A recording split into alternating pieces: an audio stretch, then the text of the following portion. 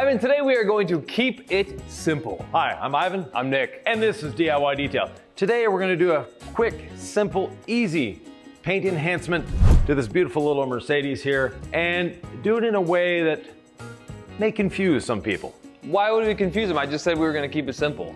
Well, we're not using traditional detailing tools in this one.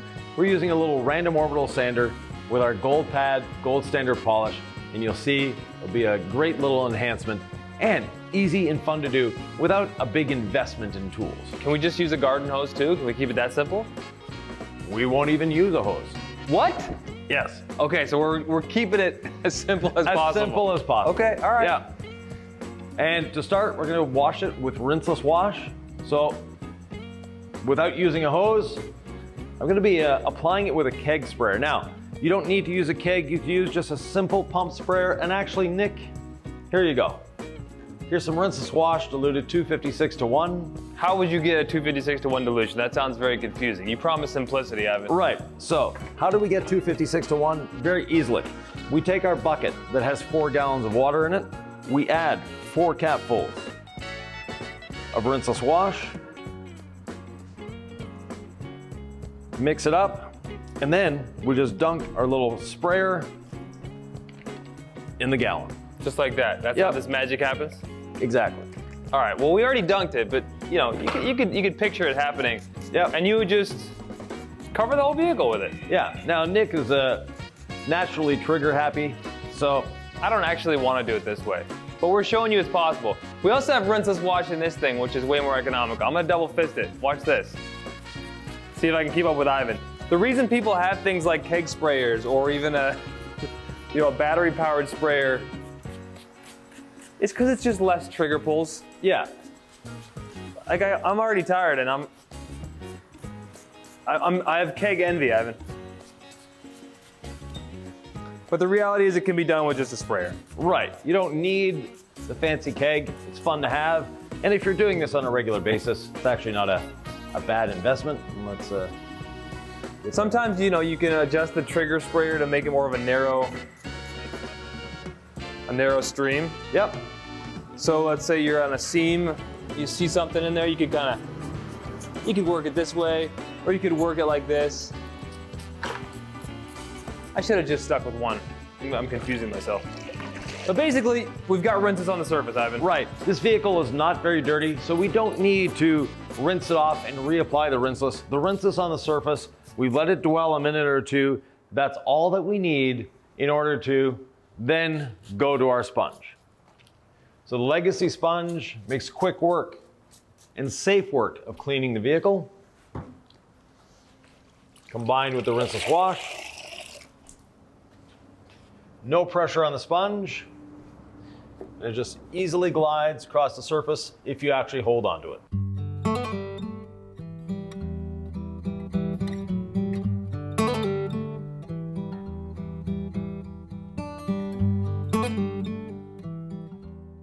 And you can see there is a bit of dirt on the vehicle. Very easily taken care of. One dunk, squeeze it out. Beautiful clean sponge once again.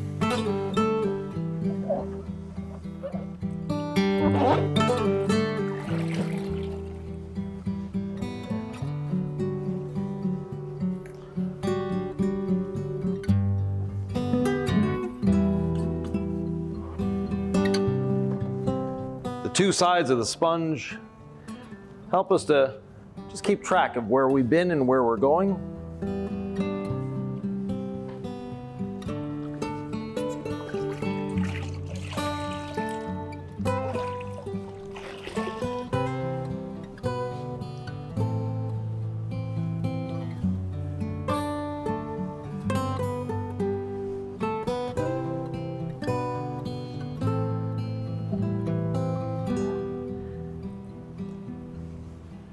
Once we've washed the whole surface, we need to decontaminate before polishing. That's where our perforated synthetic decontamination towel comes in, and the rinseless that's on the surface is all the lubrication we need.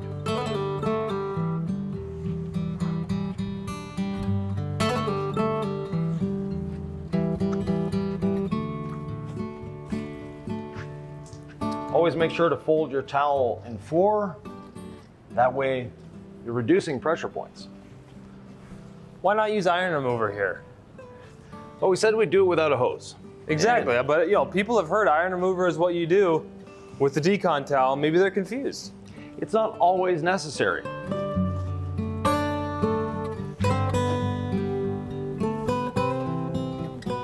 How do you know if you need iron remover versus this step?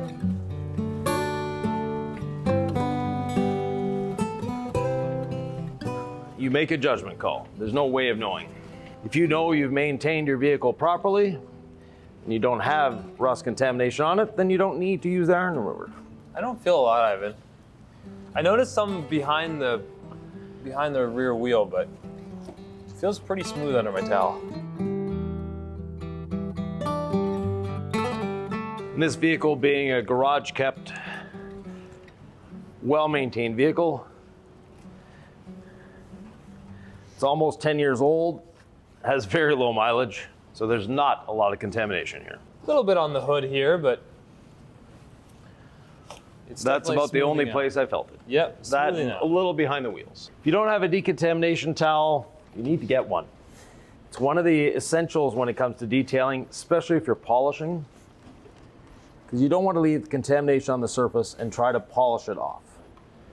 That never ends well. Next step, we dry the vehicle.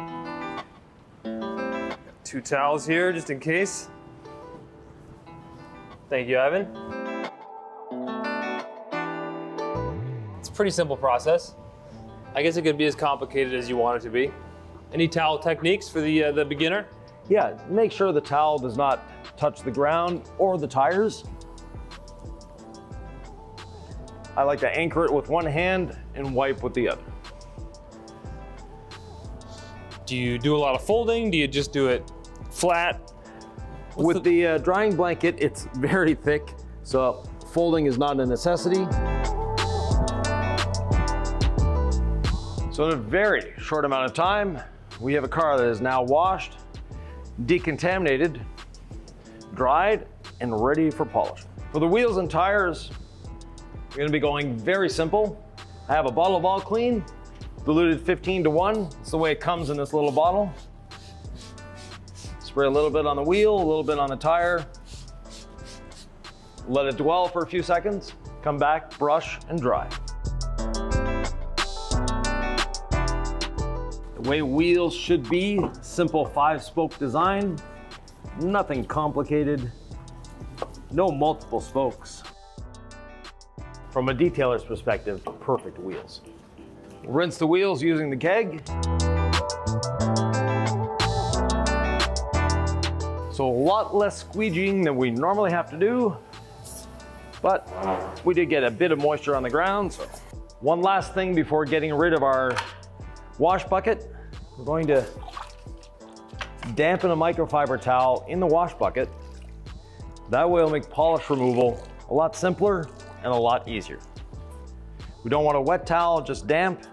I like a low nap microfiber. This is a pearl weave, and our bucket can go away. What about the wheels, Ivan? How about some ceramic gloss on these bad boys? Yeah, I'm gonna let my side air dry a little bit as I'm polishing and going by. That's when I'll dry them off. That's smart. We always want to start with a clean, damp pad. I have my rinseless wash in a small sprayer here. A few sprays on the pad. Run it up against the pad washer.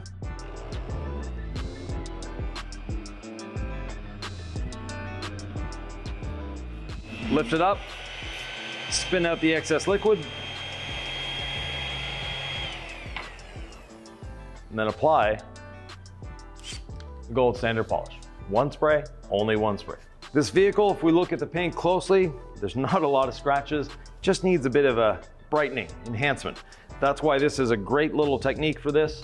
And if you've never polished before, this is a technique you can easily learn and get satisfactory results. I don't want satisfactory, Ivan. I want exceptional. Right. Get that word out of here, satisfactory. I'm not a robot. No, but and what you want to do is just go up and down with a 50% overlap.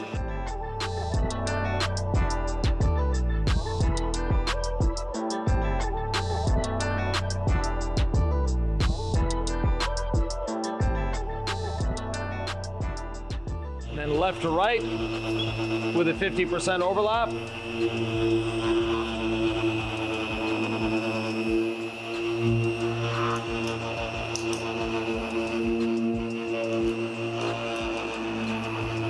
And finally, up and down.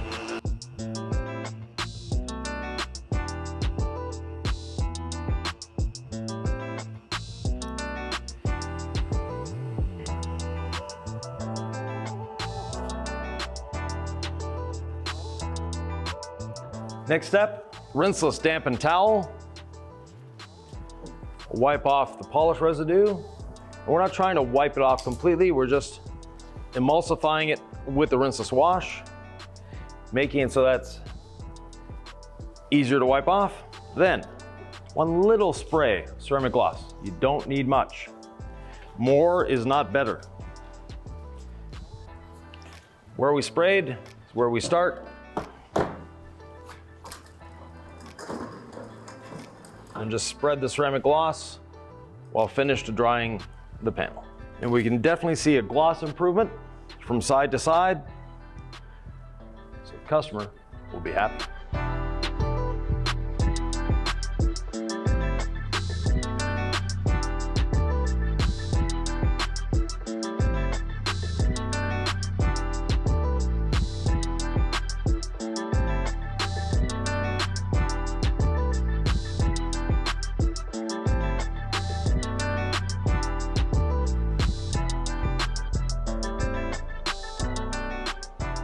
And one of the reasons we chose the gold pad is its tendency to cut and finish at the same time. It's our all-in-one pad, if you will. Gives a great finish, has a surprising amount of cut, and for working with that small stroke machine, does a great job. It's not going to remove too much clear coat either.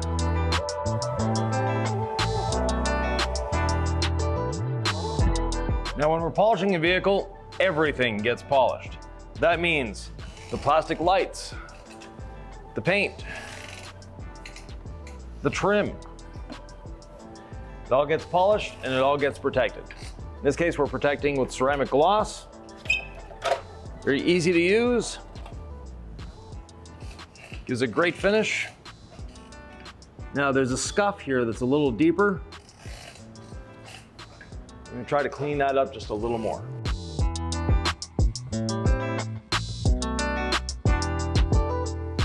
So Ivan likes to wipe off as he goes. I like to leave the entire car polished and then do my rinseless wash dampened towel and then add the ceramic gloss. This way I know where I've been.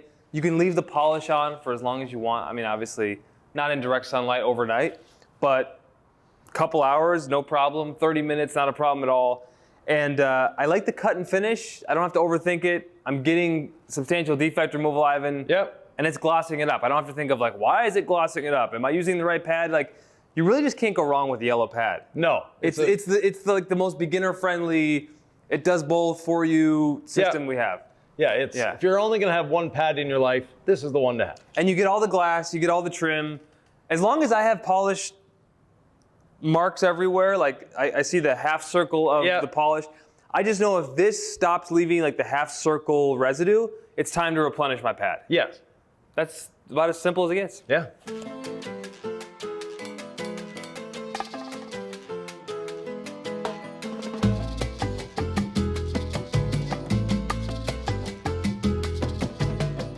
While I'm sliding by here, you'll notice I dried the wheel, bit of ceramic gloss, and dressed the tire. That way, when I'm by here, I'm by here. I don't need to come back.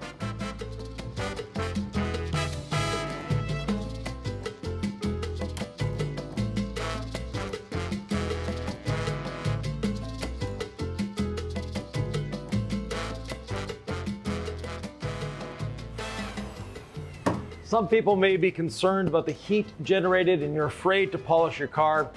Watch this. Panel temperature here, 70 degrees. Over on this side, 69.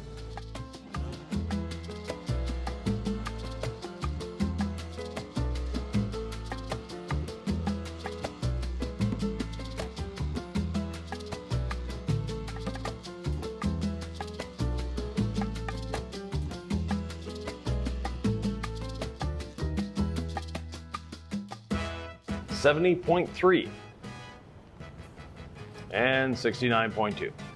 So we haven't increased the panel temperature dramatically, not even 1 degree, meaning that the polishing is very safe. And normally we don't do tape lines, but we'll show you what the tape line is for in the next one. The beauty of the system is just 2 towels. So the Rinseless Wash Paper Towel cuts through that polish like butter. Ivan, you don't need more than 2 towels. You get your Rinseless Wash Paper Towel, and then I let this dry a little bit. I'm not rushing to do the ceramic gloss. I'm gonna let Mother Nature do some of the work for me. And like you said, I always err on the side of too much product. I'm gonna just start with 1 spray, Ivan. Work it in. If I feel like maybe I could just use a little more lubrication, but that's it. I'm gonna resist the temptation to do 4 sprays, and you're gonna find the wipe off very smooth and very shiny. Yep. And Ivan, I don't need to redunk this in Rinseless. The solution on the towel works great. Yeah, more than enough. That's it. Now on this channel, we're not fans of tape lines, but I have put a tape line down here just to show you what difference this actually makes. So let me wipe off with the Rinseless. 1 little spray. Actually, I won't use the ceramic gloss here. I'll come back to that later, just to show you without any enhancing properties, just the polishing itself. The gold standard polish is a pure abrasive polish. There's no waxes or sealants in it. It just leaves behind clean.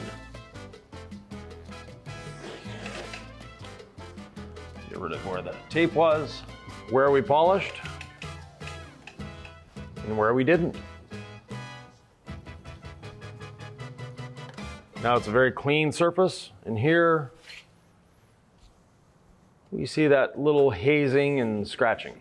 Right there, the light is split 50-50 where the tape line was.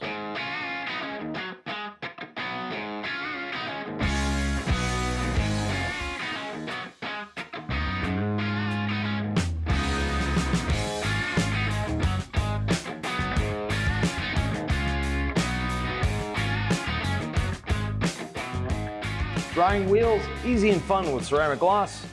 Just a couple sprays on the wheel. Take a utility towel, dry the wheel off,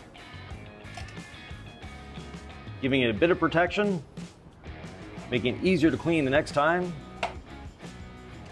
No wheel cleaning is complete without a bit of tire dressing. The brush allows you great control. You can get into this little lip here without touching the wheel. There we have it. Ivan, you never want to forget about the door jambs. No.